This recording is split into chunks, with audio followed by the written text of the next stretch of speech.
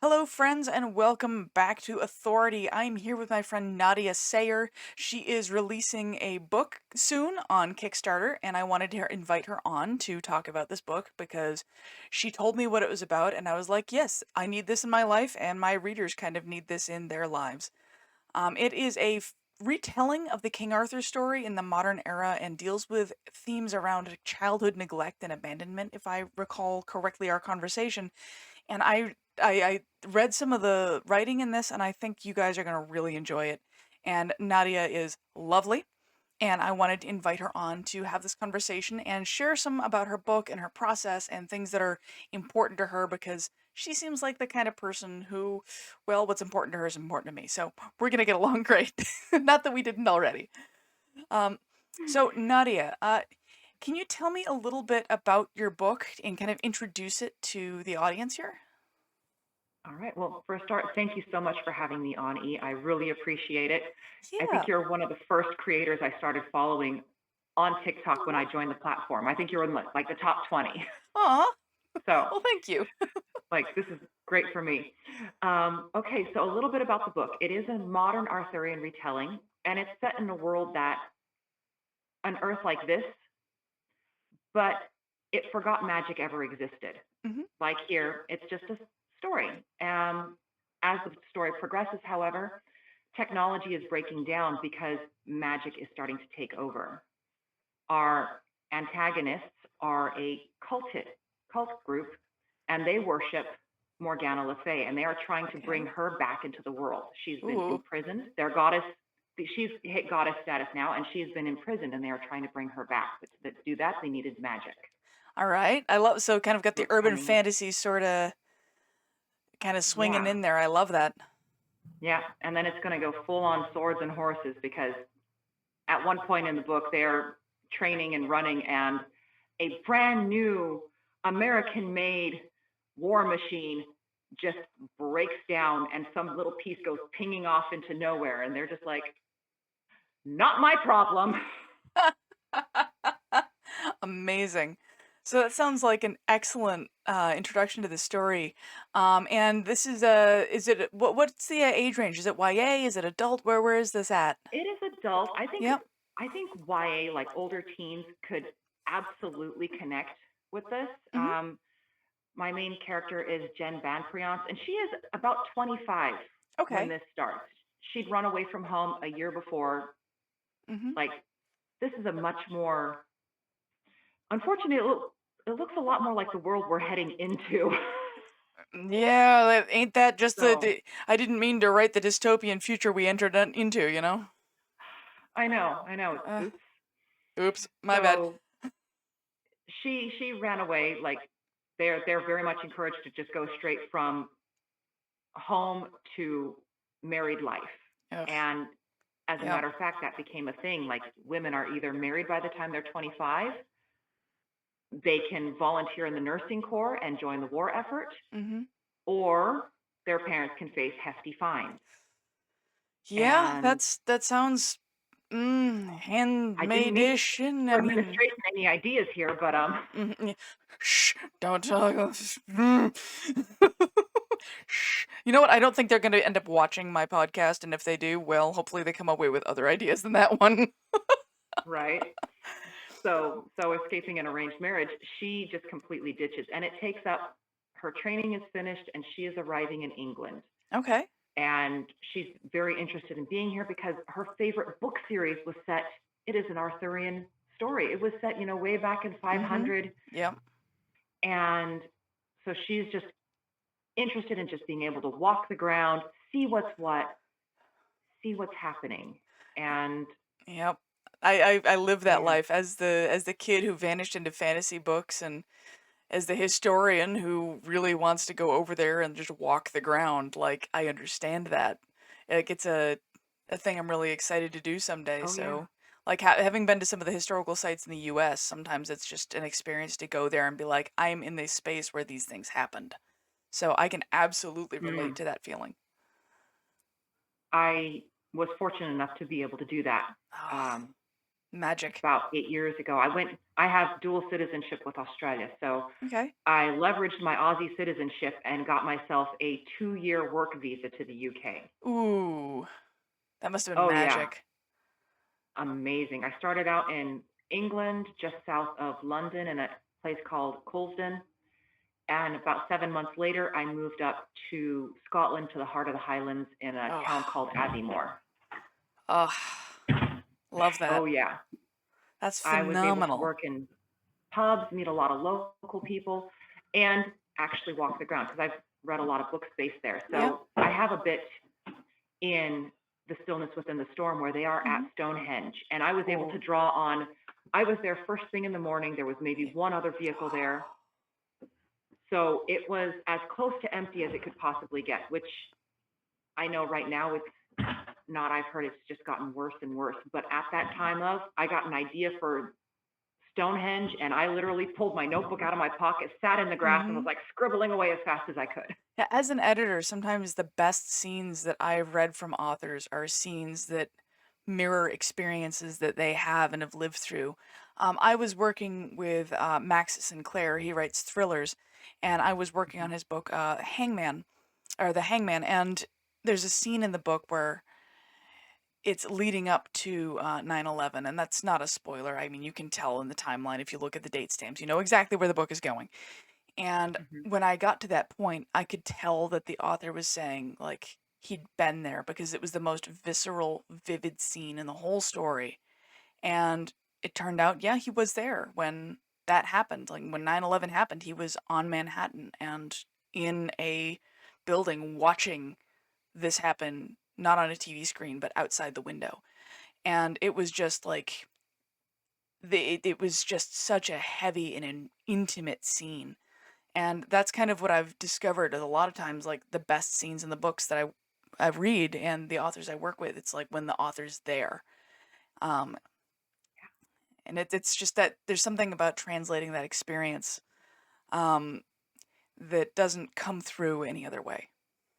No, no, that's true. And that brings us around to like the whole childhood Mm-hmm. neglect, overwork. Yeah. Um, that is all mine in this book. Yeah. Not to the quite to the degree um, that Jen experiences it.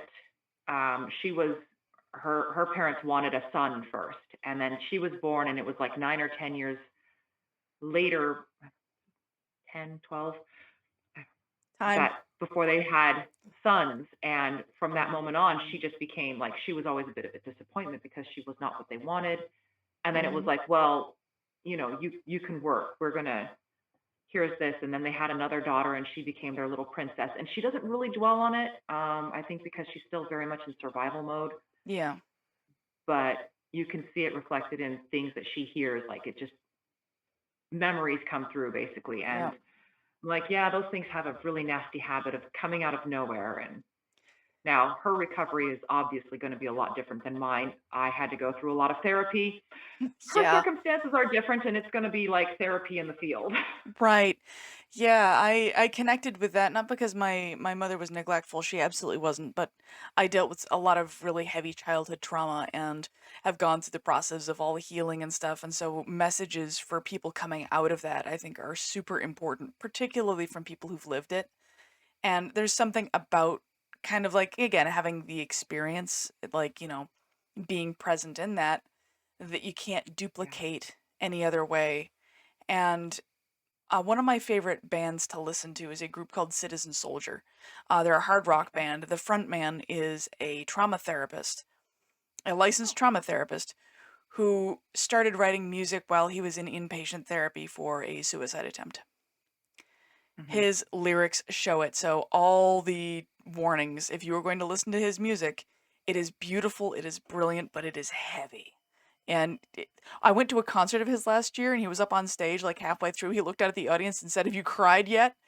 And a few people said no. He's like, "Well, you're gonna, because that's my job."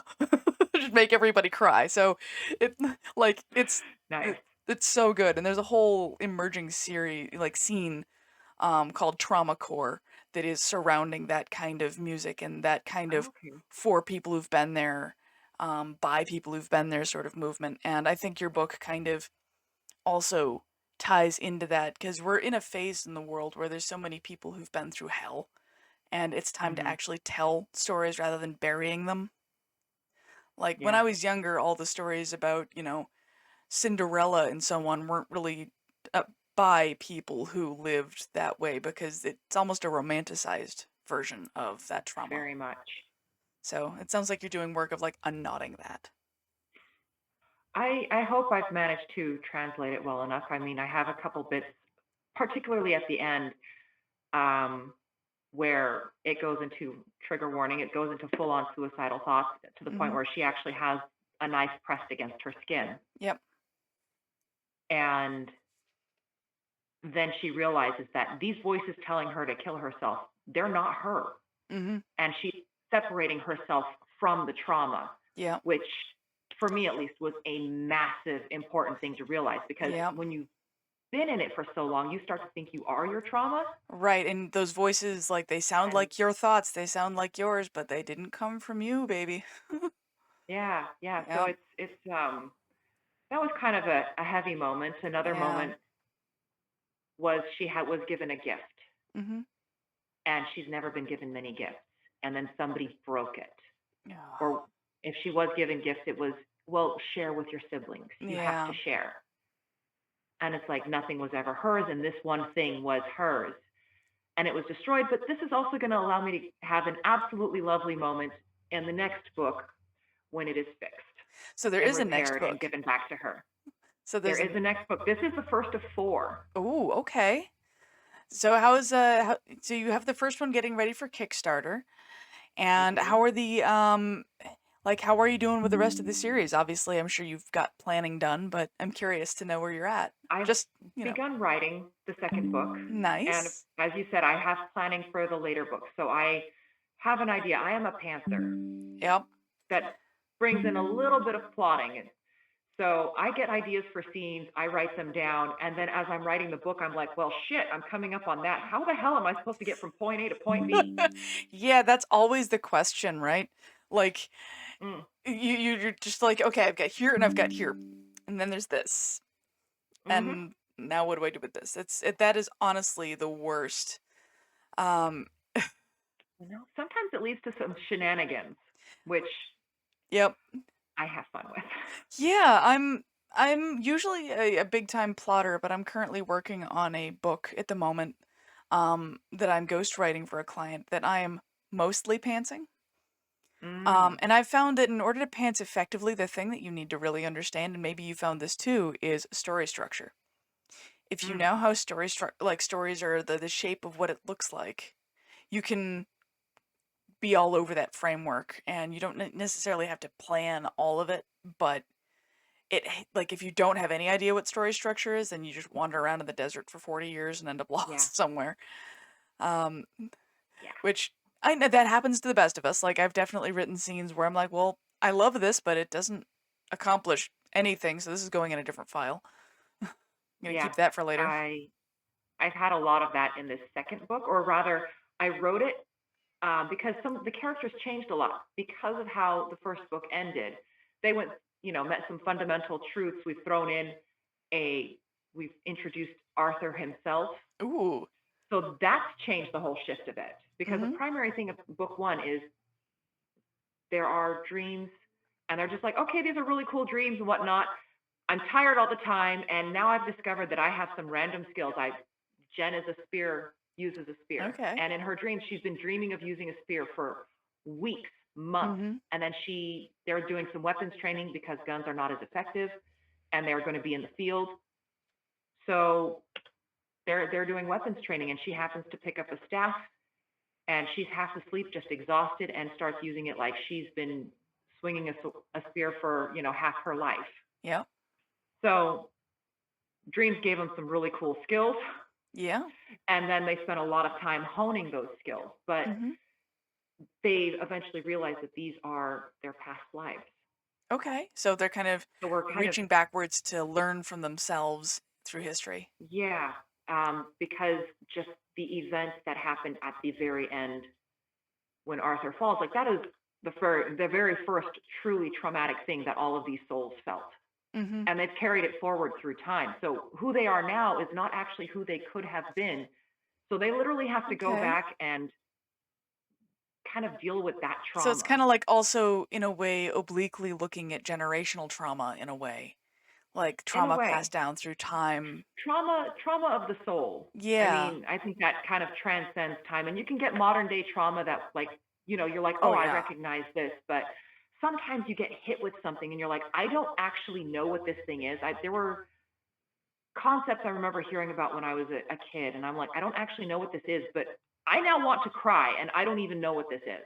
Mm-hmm. And it's like, Yeah. it really hit me just 8 or 9 years old. Yep. So it's kind of tapping into that a little bit. Mm-hmm. Because that's also going to be a major thing for the fourth book, where she is going to hit that final something to deal with. And Yep. I don't want to spill too many No, beans, please don't. but Keep. I can tell you the titles of all four books. So the names of the books, as you're aware, the first one is called The Stillness Within the Storm. Mm-hmm.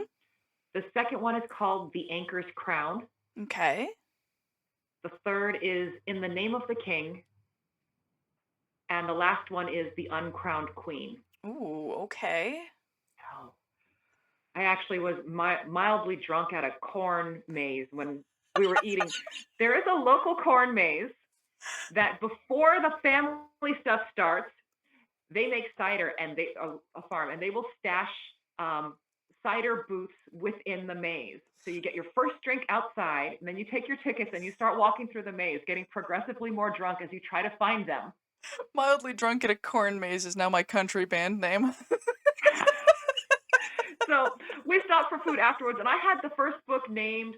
I wasn't really sure about the second one. I had no idea about the next ones, and I was just talking with a couple of cousins, and I was like, oh, revelation.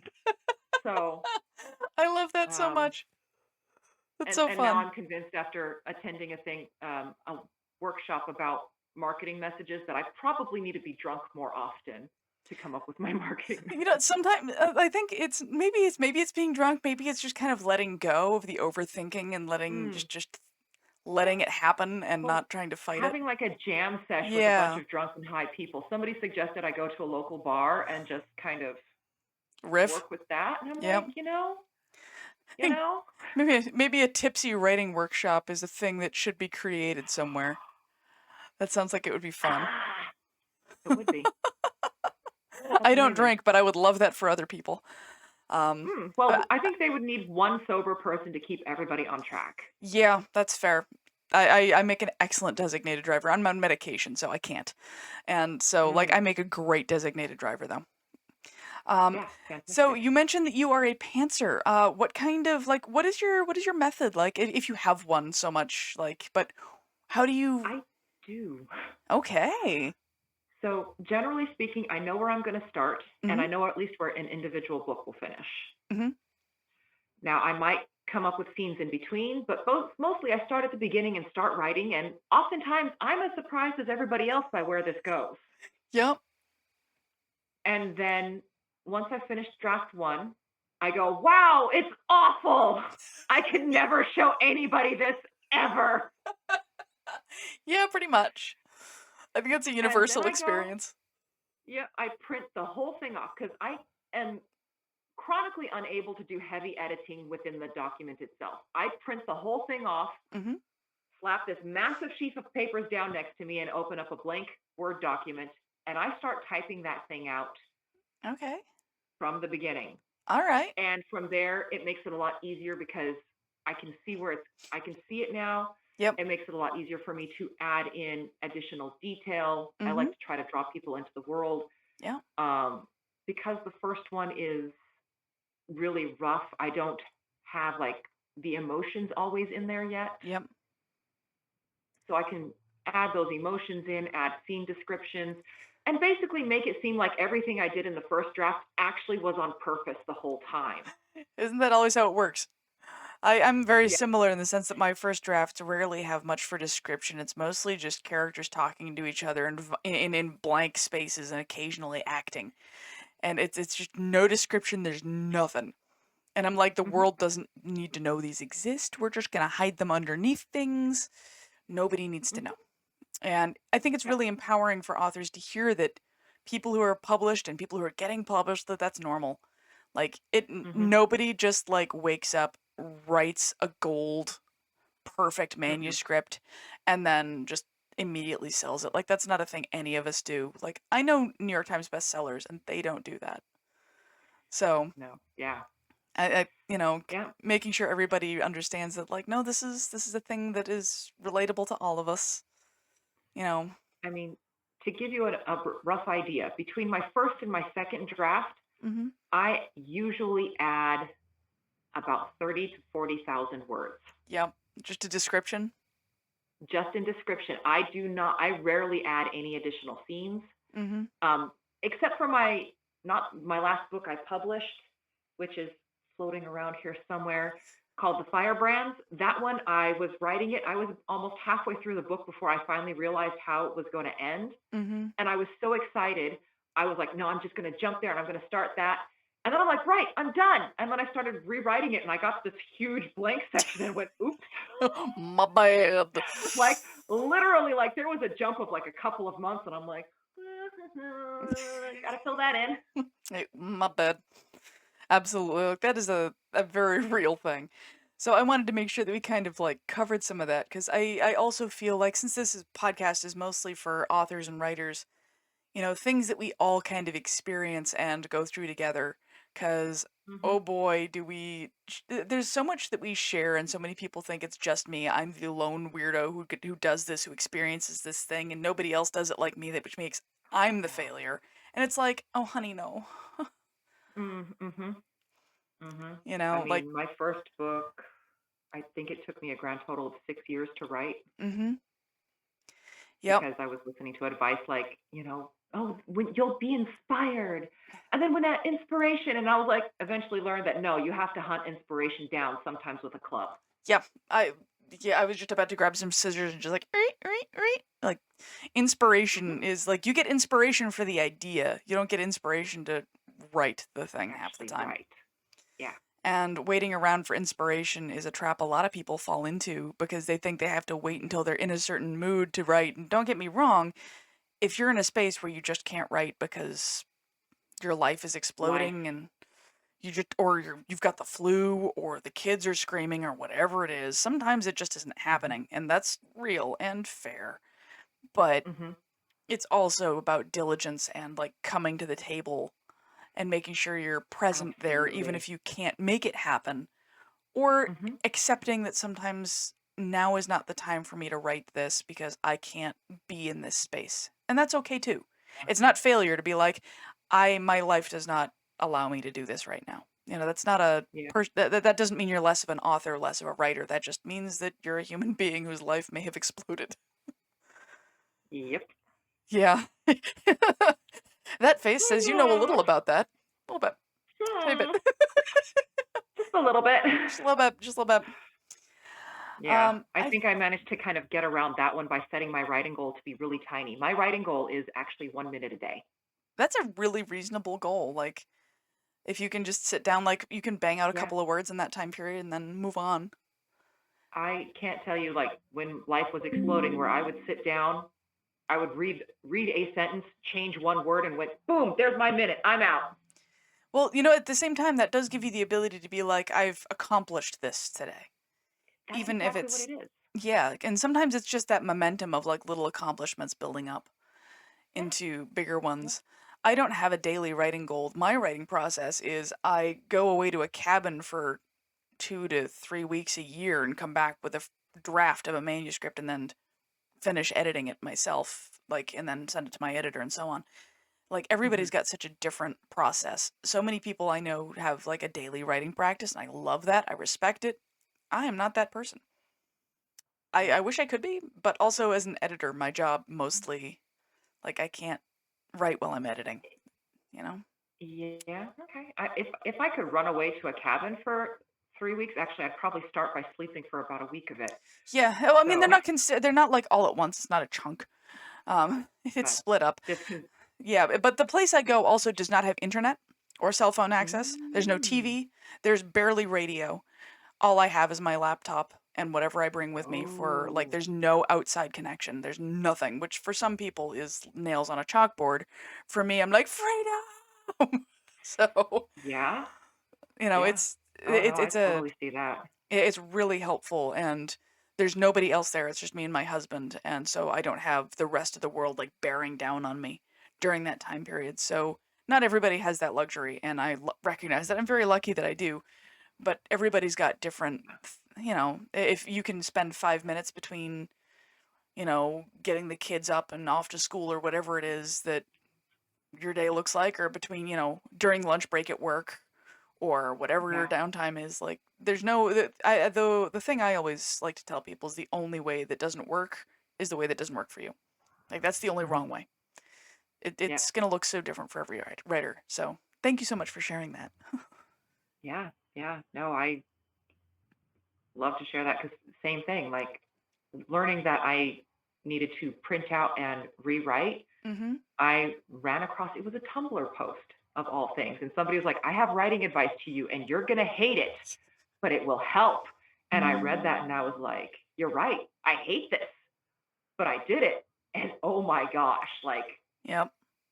night and day, like difference between the manuscript, and it was just so much better. And then, you know, after my final edit, I send it to my beta readers.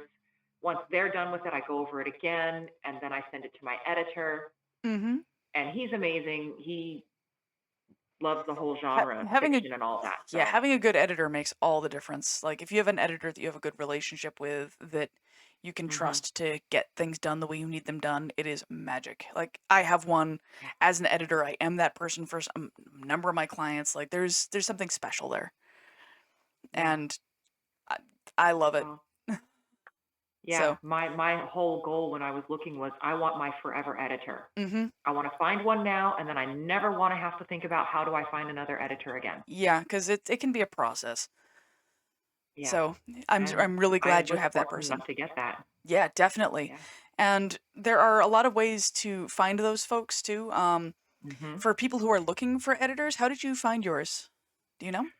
So I started on a couple of writing groups and Mm-hmm. saying, hey, does anybody know editors? I did use Writer Beware Yep, they're a excellent. little bit, but I ended up finding mine through Readsy. Okay. Yep, I know about Reedsy. Yeah.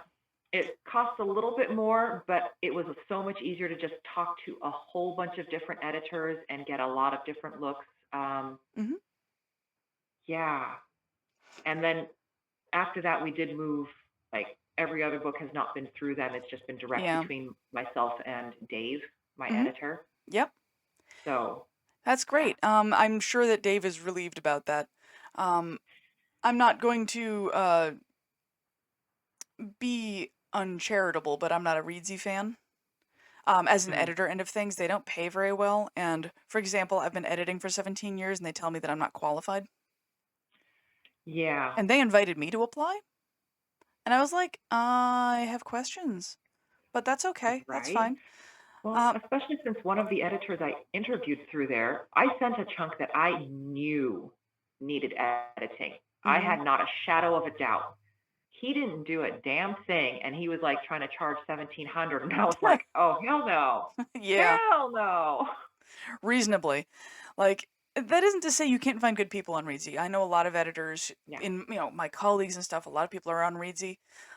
If I had to give advice to somebody looking for an editor, I would suggest going to the editing organizations. So the CIEP, the EFA, Editors Canada, the Northwest Editors Guild. I know there's one for Australia, but I don't remember the name of them.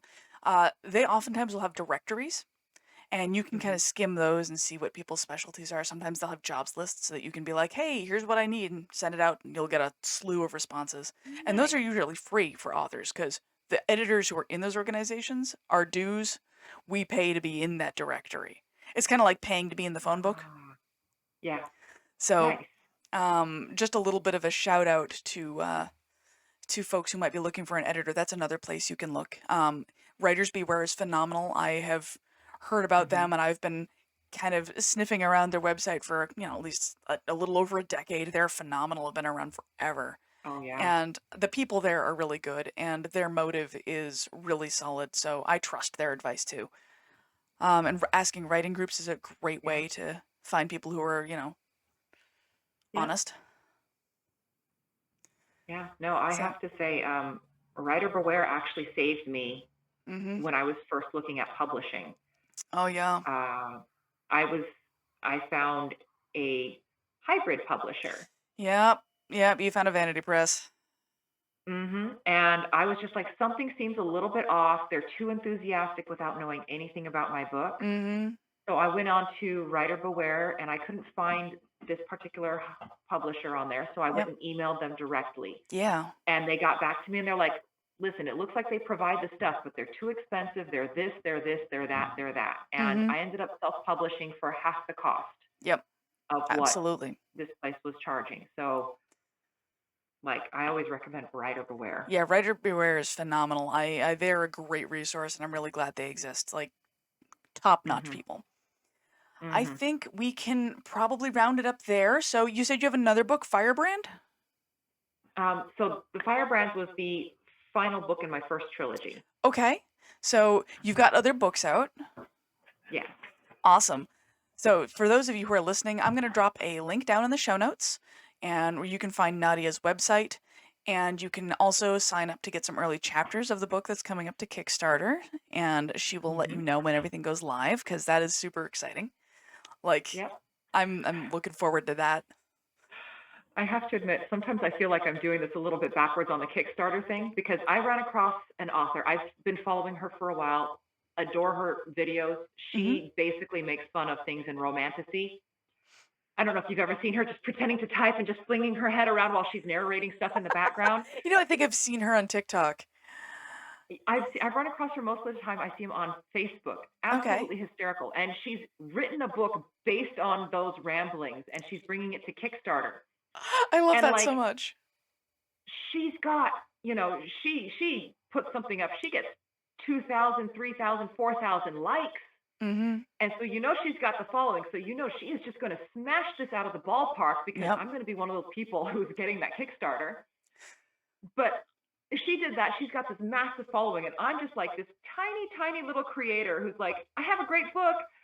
My marketing, I need to be drunk for marketing, but I'm not drunk often enough. So you know what? I'm going to take it to Kickstarter anyway with all of my, 20 people in my email list. Screw this. I want to have the pretty book. I want to have the Yep. frayed edges and everything. And I'm just like, you know what? Screw it. I'm just going to take it there and see what happens. Sometimes it's just the raw gumption of like, I'm gonna do this. And regardless of how this Yeah. goes, you'll have learned something and it'll be an experience you can say you've had. For those Yeah. of you who are really excited about Kickstarter, I don't know if you know about Author Nation. It's a big conference in Las Vegas. I was one of the speakers last year. I'm one of their regional leads. I've mentioned them a few Right. times. And they have a big pairing with Kickstarter, and they've got materials out. If you can get onto the website, I believe you can get into some of the free learning stuff. And I think Kickstarter has some things in there, and they've done some like teaching how to use Kickstarter and how to do it from Kickstarter themselves for authors. So that This is is, actually my third.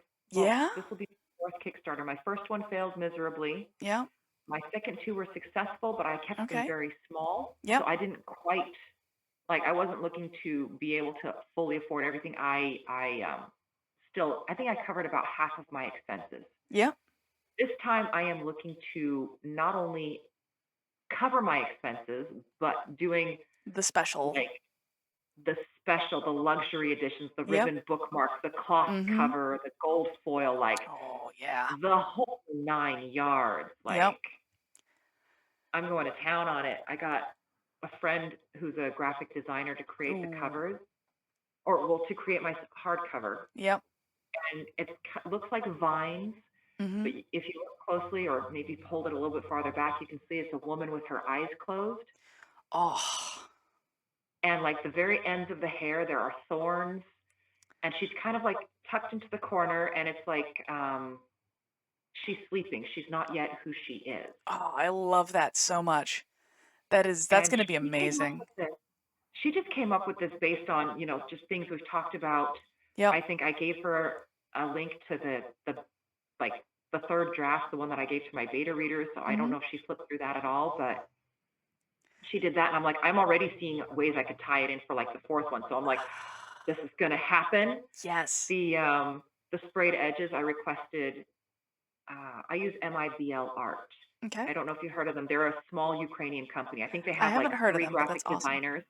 Yeah, they're very small, based in Ukraine, Mhm. um, and they do just gorgeous work. And they've recently expanded into like doing things. So I was like, well, sprayed edges. Could we make a picture of Yep. some kind? Yep. So I don't know. All I know is that right now I have in the foreground I have forget me nots because those are a Mhm. major theme in book one. And then behind that is crazy looking clouds and lightning because that's Oh, yep. also a major thing in book one. So I have no idea where it's going to go from there. I just looked at it and went, yes. I That is don't know what you've amazing. got planned. I don't care. Yes. That sounds amazing. I am so excited for you, and I really hope this Kickstarter does better than you imagine. Thank And you. to everybody who's watching this, please support Nadia. I've read the first couple of chapters of her book, and it's going to be pretty awesome. I think like this is going to be good. So I'm looking real forward to the Kickstarter, and I'm hoping I'll be like able to just sneak in there. Maybe we'll see. We'll see what I got. Well, I can tell you right now that my lowest tier Mhm. plan is going to be the ebook Yep. and one piece of art. Okay. So I have two pieces of character art right now that I was able to get, Mhm. and I do. I'm very excited about it. So Yeah. if you read the chapters, I will send out things. And once the Kickstarter is live, of course, you can see like pictures. You'll be able to see pictures of everything so you know Yes. what you're getting to be able to make a final decision of yes, is this for me or not. But the first two chapters are available now. So Yeah.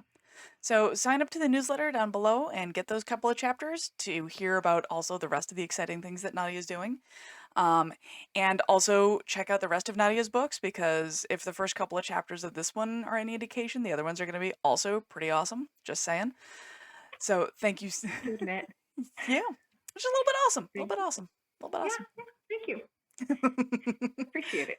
All right. So thank you so much for coming by today. I know we had some interesting time scheduling between Eastern and Pacific, which is don't make writers do math, guys. Like Yes. message for the No. universe: do not make writers do math. It's the worst thing you can do to us. Every person I've ever met who is really good at writing sucks at math, and every person I've ever met who's good at math sucks at writing. Honestly, I think they're just different kinds of brains a lot of the Mhm, time. mhm. So thank you so much. It has been an absolute pleasure to have you on the show today, and I'm really looking forward to this Kickstarter.